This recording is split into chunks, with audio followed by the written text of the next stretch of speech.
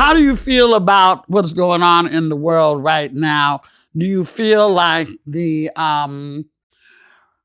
racial war that we're sort of in right now is going to result in the future changing, or do you think this is just gonna pass and be talked about? How do you feel about what's going on right now? I'm pretty sure in my gut things are going to change. It's going to be a different world.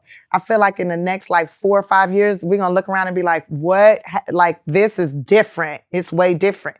And I'm praying that it's different for the better. Or that the aliens really show up and they give all the black people superpowers and we all can fly, and then white people be like, dang, we fucked up. We should have been nicer to them. Yeah. Because we want to fly too. Or they probably be like, I got 2% black in me, I'm black too. Like I don't know.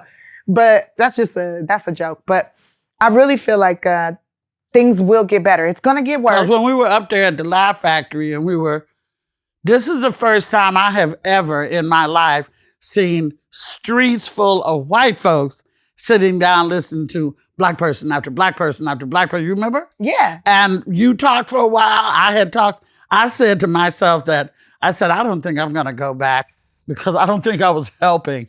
I was just taking out my frustration. And y'all did this and y'all did this and y'all did this. But that is helping because sometimes they don't know. It's not like they teach the struggle of the black man in school. It's not like they teaching our history in school. Right. Like all the things that I've learned about our history, I did not learn it in school. Right. I went and looked for it. I searched for it. I read books Which is why I think we have to reconfigure the educational system. Right. Well, you know, honey, that's a whole nother agenda. Because education, let's be honest, there was not a whole lot of schoolhouses in the 1800s. You know, right. It was against the law. It was to teach us how to read. Right, because if you have the power of knowledge, if you can read, then that means you can get information. You're like, hey, we're that free. We've been free. Yeah, that means you can have power. You can have, if you have knowledge, if you can read, you have power. Straight up, like, because then you can get information, and as long as you have information and knowledge about something, you can make changes. You can make adjustments. Which is why it's so crazy to me now with the social media. Everybody's typing. Like, I don't even know if they still teach cursive in school. Girl. You got to sign your contract. You got to learn how to, and then everything is a video because nobody wants to read books. I like to touch a book. Mm-hmm. I like books. I have a very extensive black library at my house. And I think that at some point, you know, we really, really, you know that old fucked up saying they say about us.